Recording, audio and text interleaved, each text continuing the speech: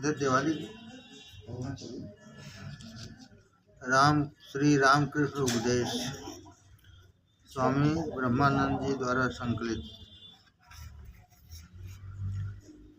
वक्तव्य। प्रस्तुत पुस्तक का यह 10वां संस्करण है। ये उपदेश भगवान श्री रामकृष्ण देव के अंतरंग शिष्य स्वामी ब्रह्मानंद जी द्वारा संकलित किए गए हैं। श्री रामकृष्ण देव की अमृतमयी वाणी ने विभिन्न देशों के लोगों को इतना मुग्ध कर लिया है कि संसार की प्रायः सभी भाषाओं में उनके उपदेश प्रकाशित हो चुके हैं। ये उपदेश इतने मार्मिक हैं कि पाठक के हृदय पर इनका चिरस्थायी प्रभाव पड़ जाता है। हमारा विश्वास है कि पाठक इस प्रकाशन से अवश्य लाभान्वित होंगे। नागपुर 28/11/1979। श्री रामकृष्ण उपदेश आत्मज्ञान। मनुष्य अपने आप को पहचानने से भगवान को पहचान सकता है। मनुष्य अपने आप को पहचानने से भगवान को पहचान सकता है। मैं कौन हूँ? भली भांति विचार करने पर मालूम होता है कि मैं नाम की कोई वस्तु है ही नहीं। भली भांति विचार करने पर मालूम होता है कि मैं नाम की कोई वस्तु है ही नहीं। हाथ पैर खून मांस इत्यादि, इसमें से मैं कौन हूँ? जिस प्रकार प्याज का छिलका अलग करते करते छिलका ही निकलता जाता है, शेष कुछ बचता ही नहीं, उसी तरह विचार करने पर अपनत्व के नाम से कुछ भी बच नहीं रहता। अतः अंत में जो कुछ रहता है वही आत्मा या चैतन्य है। अहम भाव दूर हो जाने पर भगवान के दर्शन होते हैं। अहम भाव दूर हो जाने पर भगवान के दर्शन होते हैं। मैं दो तरह का होता है, एक है पक्का मैं और दूसरा कच्चा मैं। मेरा मकान, मेरा घर, मेरा लड़का, यह सब कच्चा मैं है। और पक्का मैं है, मैं उनका दास, मैं उनकी संतान और मैं वही नित्य मुक्त ज्ञान स्वरूप हूँ। एक आदमी ने कहा, मुझे ऐसा उपदेश दीजिए कि एक ही बात से मुझ में ज्ञान आ जाए। उत्तर मिला, ब्रह्म ही सत्य है और जगत मिथ्या, इसकी धारणा करो। एक आदमी ने कहा, मुझे ऐसा उपदेश दीजिए कि एक ही बात से मुझ में ज्ञान आ जाए। उत्तर मिला, ब्रह्म ही सत्य है और जगत मिथ्या, इसकी धारणा करो। ईश्वर के रहते मेरा अथवा मैंपन पूर्ण रूप से मिट नहीं सकता, कुछ न कुछ रह ही जाता है। जैसे नारियल के पेड़ की शाखाएं अलग हो जाने पर भी पेड़ पर उनके निशान तो बने ही रहते हैं, परंतु यह मैंपन नाम मात्र का है और मुक्त पुरुष को बांध नहीं सकता। शरीर के रहते मेरा अथवा मैंपन पूर्ण रूप से मिट नहीं सकता, कुछ न कुछ रह ही जाता है। जैसे नारियल के पेड़ की शाखाएं अलग हो जाने पर भी पेड़ पर उनके निशान तो बने ही रहते हैं, परंतु यह मैंपन नाम मात्र का है और मुक्त पुरुष को बांध नहीं सकता। दिगंबर तोतापुरी। स्वामी से श्री रामकृष्ण देव ने पूछा। दिगंबर तोतापुरी स्वामी से श्री रामकृष्ण देव ने पूछा, आपकी इस अवस्था में रोज रोज आपको ध्यान करने की क्या आवश्यकता है? तोतापुरी जी ने उत्तर दिया, लोटे को यदि रोज मांजा न जाए तो मैला पड़ जाता है। नित्य ध्यान न करने से चित्त में अशुद्धि आ जाती है।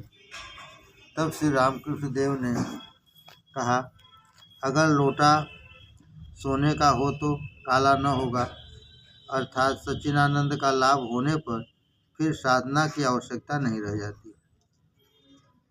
विचार दो प्रकार का होता है, अनुलोम और विलोम। जैसे केले के स्तंभ का छिलका और उसके भीतर का गूदा, अथवा छिलके से गूदा और गूदे से छिलका, अर्थात छिलके आदि से सार वस्तु को और सार वस्तु से छिलके आदि असार वस्तु को पृथक पृथक देखना। मैं का बोध रहने से तुम का भी बोध रहेगा। मैं का बोध रहने से तुम का भी बोध रहेगा। जैसे जैसे जैसे जिसे उजाले का ज्ञान है उसे अंधेरे का ज्ञान भी अवश्य रहेगा। जिसे अच्छे का ज्ञान है उसे बुरे का भी ज्ञान होगा। जिसे पुण्य का ज्ञान है उसे पाप का भी ज्ञान अवश्य होगा। जैसे जूते पहनकर निसंग कांटों पर से चला जा सकता है, उसी तरह तत्व ज्ञान का आवरण पहनकर मन इस कांटेदार संसार में विचरण कर सकता है। एक साधु सदैव ज्ञानोन्माद अवस्था में रहते थे, किसी से बोलते न थे और लोग भी उन्हें पागल समझते थे। एक दिन वे शहर से भिक्षा लाकर एक कुत्ते के ऊपर बैठकर वही भिक्षान खाने लगे और कुत्ते को भी खिलाने लगे। यह देखकर बहुत से लोग वहाँ इकट्ठे हो गए और कुछ लोग तो पागल कहकर इनकी हंसी उड़ाने लगे। यह देखकर साधु ने लोगों से पूछा, तुम लोग क्यों हंसते क्यों हो? विष्णु परि स्थितो विष्णु विष्णुहुलाद खादत विष्णवे कथम हसस रे विष्णु सर्वं विष्णुमयं जगत। विष्णु परि स्थितो विष्णु विष्णु खादत विष्णवे कथम हसस रे विष्णु सर्वं विष्णुमयं जगत। जब तक वहाँ अर्थात दूर या बाहर है तब तक अज्ञात है, और जब यहाँ है अंदर ही की ओर दृष्टि है तभी ज्ञान है। जिसके लिए यहाँ है अर्थात भगवान हृदय में है, ऐसा जिसे अनुभव हो रहा है उसके लिए वहाँ भी है अर्थात भगवत चरणों में स्थान है। ईश्वर भगवान सबके भीतर किस प्रकार विराजते हैं, जैसे चिक की आड़ में बड़े घराने की स्त्रियाँ। वे सबको देखती हैं पर उनको कोई नहीं देख पाता। भगवान भी इसी प्रकार सब में विद्यमान है। प्रदीप या दीपक का काम है प्रकाश देना। कोई तो उसकी सहायता से रसोई बनाता है, कोई जाली कार्रवाई करता है और कोई रामायण का या अन्य सद्ग्रंथ पढ़ता है। पर ये सब क्या प्रकाश के गुण दोष कहे जा सकते हैं? कोई तो भगवान का नाम लेकर मुक्ति के लिए चेष्टा करता है और कोई वही नाम लेकर चोरी करता है अर्थात पाखंड रचता है। तो यह सब क्या भगवान के दोष कहे जा सकते हैं? जैसी जिसकी भावना वैसी उसकी प्राप्ति। भगवान कल वृक्ष के समान है, उनसे जो कुछ प्रार्थना की जाती है वही प्राप्त होता है। गरीब का लड़का हाई कोर्ट का जज बनकर समझाता है, मैं बड़ी अच्छी तरह से हूँ। भगवान भी तब कहते हैं जब तुम अच्छी तरह से ही रहो। फिर पेंशन लेकर घर में बैठता है तब सोचता है इस जीवन में मैंने क्या किया। भगवान भी तब कहते हैं हाँ ठीक ही तो है, तुमने किया क्या। ब्रह्म और शक्ति अभेद हैं। ब्रह्म जब सर्व कर्म रहित अवस्था में रहते हैं तब उनको ब्रह्म या शुद्ध ब्रह्म कहा जाता है। ब्रह्म और शक्ति अभेद हैं। ब्रह्म जब सर्व कर्म रहित अवस्था में रहते हैं तब उनको ब्रह्म या शुद्ध ब्रह्म कहा जाता है, और जब सृष्टि स्थिति और प्रलय इत्यादि करते हैं तब वे सब उनकी शक्ति के कार्य कहे जाते हैं। और जब सृष्टि स्थिति और प्रलय इत्यादि करते हैं तब ये सब उनकी शक्ति के कार्य कहे जाते हैं। भगवत प्रसंग में एक दिन मथुर बाबू ने श्री राम कृष्णदेव से कहा, भगवान को भी संसार के नियमों का पालन करना पड़ता है, वे भी अपनी खुशी से सब कुछ नहीं कर सकते। श्री राम कृष्णदेव ने पूछा, यह कैसे? वे तो इच्छा में प्रभु हैं, इच्छा मात्र से सभी कुछ कर सकते हैं। मथुर बाबू ने फिर पूछा, क्या वे अपनी खुशी से इस लाल जवाब फूल के पेड़ में सफ़ेद फूल खिला सकते हैं? श्री रामकृष्ण देव ने कहा, क्यों नहीं खिला सकते? उनकी खुशी हो तो इस लाल जवा के पेड़ में सफ़ेद जवा अवश्य ही खिल सकता है। परंतु मथुर को इस बात पर उतना विश्वास नहीं हुआ। पर वास्तव में कुछ दिनों बाद ही वहाँ दक्षिणेश्वर में देवी जी की पुष्प वाटिका में एक ही लाल जवा के पेड़ में एक शाखा पर लाल फूल और दूसरी शाखा पर सफ़ेद फूल खिले हुए थे। श्री रामकृष्ण देव ने जब यह देखा तो मूल सहित दोनों शाखाओं को ले आए और मथुर को दिखाया। तब तो मथुर बड़े आश्चर्यचकित हुए और कहने लगे, चाचा, अब आज से मैं आपके साथ और कभी तर्क नहीं करूँगा। साकार और निराकार ये दोनों किस प्रकार हैं? जैसे जल और बर्फ। जब जल जम जाता है तब बर्फ कहलाता है और साकार हो जाता है, और जब गल कर जल हो जाता है तब निराकार कहलाता है। जो साकार है वही निराकार है। साकार रूप से वही भक्तों को दर्शन देता है। जैसे महासमुद्र में केवल अनंत जलराशि होती है, उसका कुल किनारा कुछ नहीं, परंतु कहीं कहीं अत्यंत ठंडक पड़ने के कारण पानी जमकर बर्फ के रूप में दिखाई देता है। उसी प्रकार भक्तों के भक्ति रूपी हिम से निराकार परमात्मा का भी साकार रूप में दर्शन होता है। फिर सूर्य नारायण के उदय होते ही जैसे बर्फ गल जाती है और पहले की भांति जल मात्र ही रह जाता है, वैसे ही ज्ञान रूपी सूर्य भगवान के प्रकाशित होने पर साकार रूप बर्फ पिघलकर केवल जल रूप निराकार ही विद्यमान रहता है। जब भीष्म पितामह देह त्याग के समय सरसैया पर पड़े हुए थे, तब एक दिन उनके नेत्रों से आंसू निकलते देख अर्जुन ने भगवान श्री कृष्ण से कहा, हे सखे, बड़े आश्चर्य की बात है कि पितामह, जो सत्यवादी, जितेंद्रिय, ज्ञानी और अष्ट वसुओं में से एक हैं, शरीर त्यागते समय माया ममता से रो रहे हैं। भगवान श्री कृष्ण ने जब यह बात भीष्म पितामह से कही तो उन्होंने कहा, भगवान, आप तो अच्छी तरह जानते हैं कि मैं ममता के कारण नहीं रो रहा हूँ।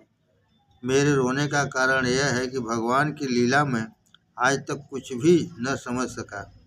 जिनका नाम मात्र जपने से मनुष्य अनेकानेक विपदाओं से तर जाता है, वे ही भगवान श्री मधुसूदन पांडवों के सारथी और सखा रूप में विद्यमान हैं। पर फिर भी पांडवों की विपदाओं का अंत नहीं होता।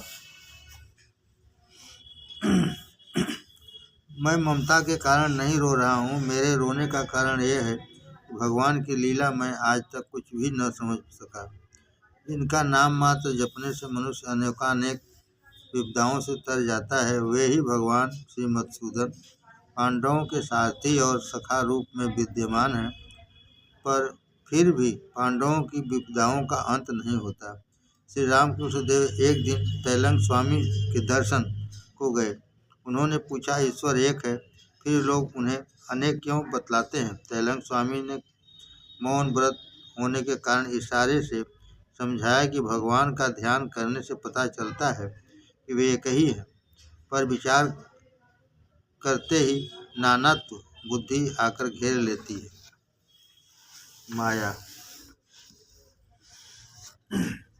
माया का स्वभाव कैसा है? जैसे पानी के ऊपर की काई, हटाने पर सब काई हट जाती है, फिर थोड़ी देर बाद वह अपने आप फैल जाती है।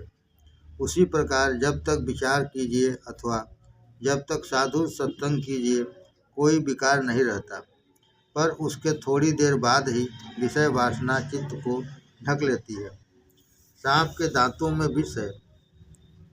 वह जब स्वयं खाता है तब विष उस पर प्रभाव नहीं करता, परंतु जब वह दूसरे को काटता है तब विष उस व्यक्ति पर प्रभाव कर जाता है। इसी प्रकार भगवान में माया है तो अवश्य, पर वह उनको मुग्ध नहीं कर सकती, लेकिन दूसरों को वशीभूत कर लेती है। माया किसे कहते हैं? माँ बाप, भाई, स्त्री, पुत्र, भांजा, भतीजा, इन सब पर जो मोह है वही माया है। और दया का अर्थ सर्वभूतों में हमारे हरि विराजमान है, यह समझकर सबसे बराबर प्रेम करना।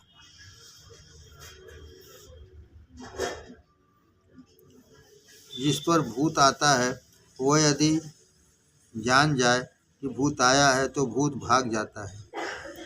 माया मुक्त जीव यदि एक बार ठीक से जान ले कि वह माया द्वारा ग्रसित है तो माया उसे शीघ्र ही छोड़ जाती है। जीवात्मा और परमात्मा के बीच में माया का पर्दा है। यह पर्दा न हटाने से आपस में भेंट नहीं हो सकती। जैसे आगे आगे राम, बीच में जानकी और पीछे पीछे लक्ष्मण जा रहे हैं। यहाँ पर राम को परमात्मा समझ लो और लक्ष्मण को जीवात्मा। बीच में जानकी माया रूपी पर्दा है। जब तक जानकी बीच में है तब तक लक्ष्मण रामचंद्र जी को नहीं देख सकते। यदि जानकी थोड़ा हट जाए तो लक्ष्मण को राम के दर्शन हो जाए। माया दो प्रकार की होती है, एक विद्या और दूसरी अविद्या। फिर विद्या रूपी माया भी दो प्रकार की होती है, विवेक वैराग्य। इस विद्या रूपी माया का अवलंबन करके जीव भगवान की शरण में आता है। अविद्या रूपी माया 6 प्रकार की होती है, काम, क्रोध, लोभ, मोह, मद और मत्सर। अविद्या रूपी माया मैं और मेरा के बोध द्वारा मनुष्यों को बांध रखती है, पर विद्या रूपी माया के प्रकाश से जीव की अविद्या एकदम नष्ट हो जाती है। जैसे जब तक पानी गंदा रहता है तब तक चंद्र या सूर्य की परछाई उसमें ठीक ठीक दिखलाई नहीं पड़ती, उसी प्रकार माया अर्थात मैं और मेरा यह भाव जब तक दूर न हो जाए तब तक आत्मा का ठीक ठीक साक्षात्कार नहीं हो सकता। जिस प्रकार इतना बड़ा सूर्य पृथ्वी को प्रकाशित किए रहता है परंतु मामूली बादल के छोटे छोटे टुकड़ों के आते ही दिखलाई नहीं पड़ता, उसी प्रकार सर्वव्यापी और प्रकाश सत्स्वरूप सच्चिदानंद को हम माया के पर्दे के कारण देख नहीं पाते। तालाब की काई हटाने पर वह फिर से अपने आप फैल जाती है, इसी प्रकार माया को एक प्रकार हटाने पर फिर से वह आ घेरती है। पर यदि काई को हटाकर बांस का बेड़ा बांध दिया जाए तो काई बांस को पार करके दोबारा नहीं आ सकती। इसी तरह माया को हटाकर सद्ज्ञान और भक्ति का बेड़ा लगाए रखने से माया अपने अंदर नहीं घुस सकती। ऐसी अवस्था में शुद्ध सच्चिदानंद का ही तेज अंतरात्मा को प्रकाशित करता रहता है। दक्षिणेश्वर मंदिर के नौबत खाने में एक साधु आकर रहे थे। वे महात्मा किसी के साथ बातचीत आदि न करके सर्वदा ध्यान भजन में ही मग्न रहा करते थे। एक दिन अचानक बादल उठने से चारों ओर अंधेरा छा गया। थोड़ी ही देर बाद फिर जोरदार हवा आई और बादल छट गए। यह देखकर महात्मा बाहर निकलकर नौबत खाने के बरामदे में जाकर हंसने और नाचने लगे। उन्हें इस दशा में देखकर श्री राम कृष्ण देव ने उनसे पूछा, तुम तो घर के अंदर चुपचाप बैठे रहते हो, आज इतना आनंद कैसे मना रहे हो? साधु बोले, संसार की माया ऐसी ही है। पहले आसपास साफ था, अकस्मात बादलों ने आकर अंधेरा कर दिया, फिर थोड़ी देर में जैसा पहले था वैसा ही हो गया। अवतार जब बड़े बड़े सहतीर पानी के ऊपर एक साथ तैरते हैं तो उनके ऊपर चढ़कर कितने ही मनुष्य नदी को पार कर सकते हैं। उनके बोझ से वे डूबते नहीं, पर एक छोटी सी लकड़ी के टुकड़े पर यदि कौवा भी बैठ जाए तो वह डूब जाती है। इसी प्रकार जब भगवान के अवतारों का आविर्भाव होता है तो कितने ही हजारों लाखों मनुष्य उनके आश्रय से तर जाते हैं, परंतु साधारण सिद्ध पुरुष किसी तरह केवल आप ही पार हो सकता है। परंतु साधारण सिद्ध पुरुष किसी तरह केवल आप ही पार हो सकता है। रेल का इंजन स्वयं भी आगे बढ़ता है और कितने ही माल डब्बों को भी अपने साथ खींच ले जाता है। अवतार भी उसी प्रकार हजारों लाखों मनुष्यों को ईश्वर के निकट पहुंचा देते हैं।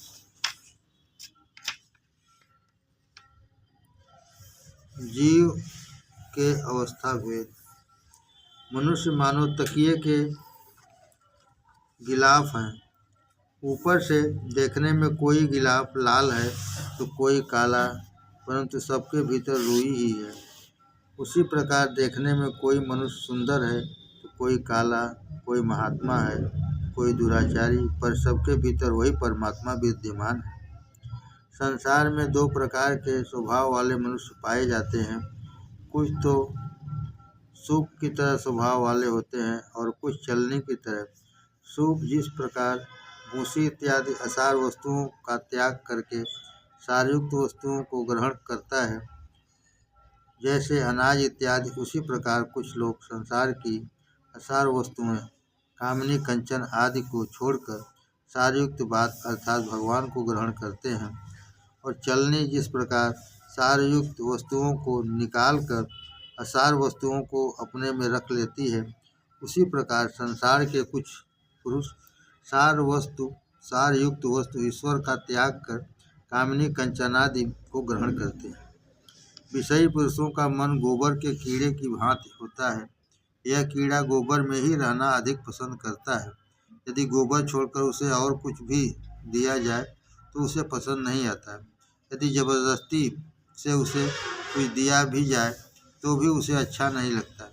यदि वह गोबर की जगह पद्म में रख दिया जाए तो छटपटाया करता है। विषयी पुरुषों का मन इसी प्रकार विषय वासना की बातों के सिवाय अन्य किसी प्रकार की वार्ता में नहीं लगता। यदि ईश्वरी कथा उन्हें बतलाई जाए तो वे उस स्थान से त्याग कर जहाँ विषय की बातें होती हैं वहाँ चले जाते हैं।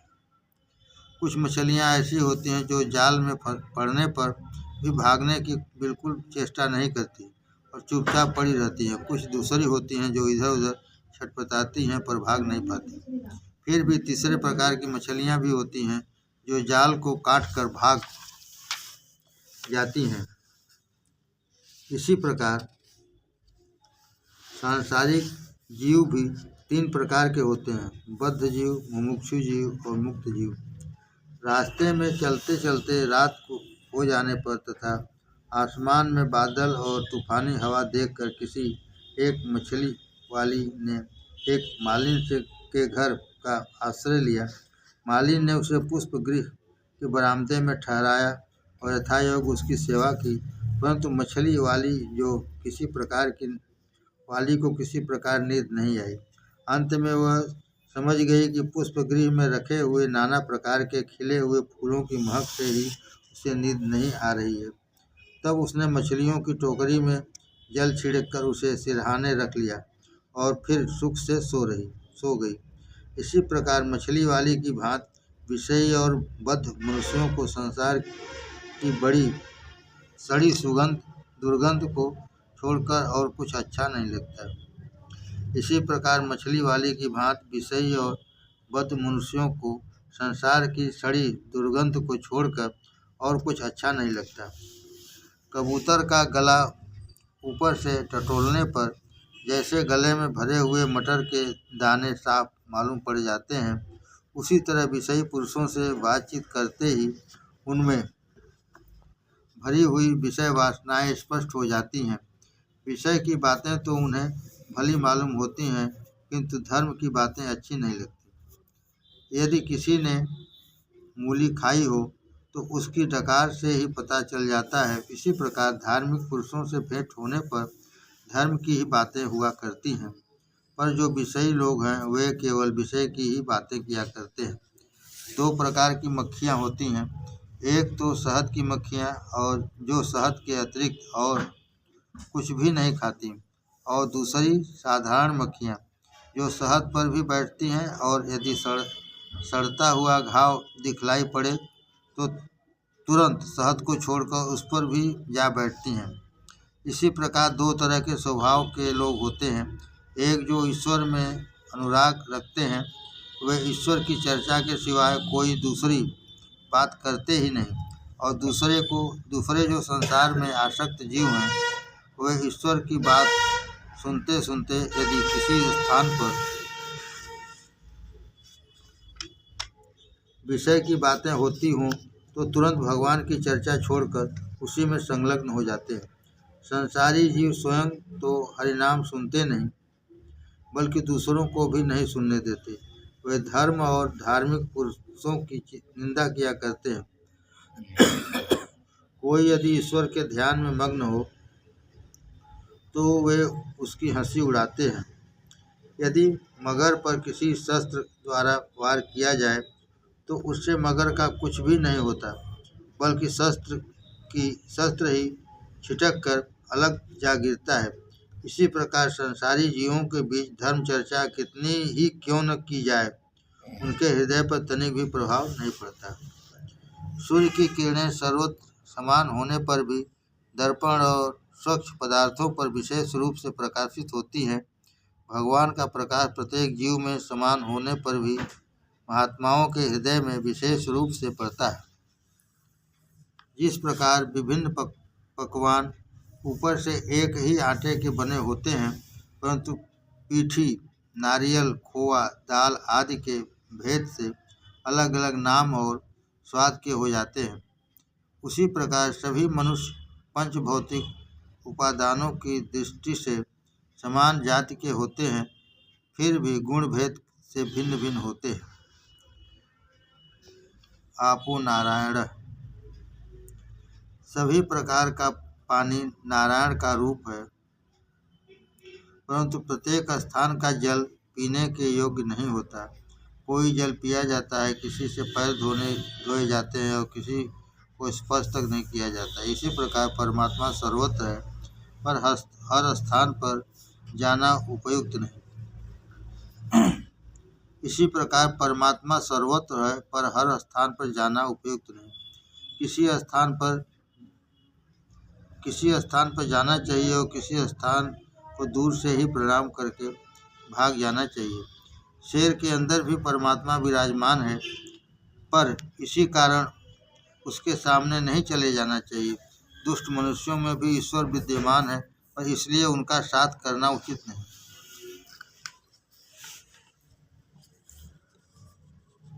गुरु जी ने एक शिष्य को उपदेश दिया कि सभी जीवों में जगदीश्वर की बात है। शिष्य ने भी ऐसा ही समझ लिया। एक दिन रास्ते में एक हाथी आ रहा था।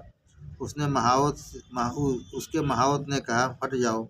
शिष्य ने सोचा, मैं क्यों हटूं? मैं भी नारायण, हाथी भी नारायण, फिर डर किस बात का? यह सोचकर वो वहाँ से नहीं हटा। अंत में हाथी ने उसे सूंड से उठाकर दूर फेंक दिया। उससे उसे बड़ी चोट आई। इसके बाद उसने गुरु जी से सारा वृत्तांत का सुनाया। इस पर गुरु जी ने कहा, भली कही, यह ठीक है कि तुम नारायण हो, हाथी भी नारायण है, पर ऊपर बैठे हुए महावत रूपी नारायण की बात तुमने क्यों नहीं सुनी? साधु पुरुषों का क्रोध कैसा है जानते हो? जैसे पानी पर की लकीर। जैसे पानी पर लकीर खींचने से वह शीघ्र ही मिट जाती है, उसी प्रकार संत जनों का क्रोध आते ही ठंडा पड़ जाता है। यह ठीक है कि ब्राह्मण के घर में जन्म लेने से सभी ब्राह्मण होते हैं, किंतु उनमें कोई तो बड़े पंडित होते हैं, कोई पुजारी होते हैं, कोई रसोई बनाते हैं और कोई वेश्याओं के दरवाजे पर भटकते फिरते हैं। जैसे कसौटी पर सोना या पीतल को घिसते ही उसके भेद का पता चल जाता है, उसी प्रकार भगवान से निकट सरलता या कपटता का पता शीघ्र ही चल जाता है। जैसे कसौटी पर सोना या पीतल को घिसते ही उसके भेद का पता चल जाता है, उसी प्रकार भगवान के निकट सरलता या कपटता का पता शीघ्र ही चल जाता है। मनुष्य दो प्रकार के होते हैं, एक तो मनुष्य और दूसरे मनहोश। जो मनुष्य भगवान के लिए व्याकुल होते हैं वे मनहोश हैं, और जो कामिनी कांचन विषय में उन्मत्त रहते हैं वे साधारण मानुष हैं। बद्ध सांसारिक जीवों को किसी भी तरह होश नहीं होता। संसार के नाना दुख, कष्टों और विपत्तियों में पड़े रहने पर भी उनको चैतन्य नहीं होता। जिस प्रकार कांटेदार बबूल को खाते खाते ऊँट के मुंह से झरझर खून की धारा बहने लगती है, पर फिर भी वह कांटेदार बबूल खाना नहीं छोड़ता, उसी प्रकार सांसारिक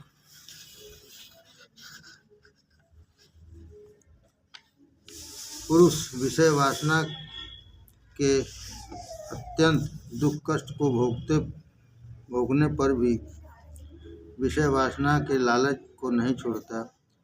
वाचाल, कपटी, दंभी, लंबा तिलक और रुद्राक्ष माला धारण करने वाले ढोंगी, लंबा घूंघट काटने वाली स्त्रियां एवं काई वाले तालाब का ठंडा जल, ये बहुत हानिकारक होते हैं। ऐसे लक्षण जिनमें हों उनसे सावधान रहना चाहिए।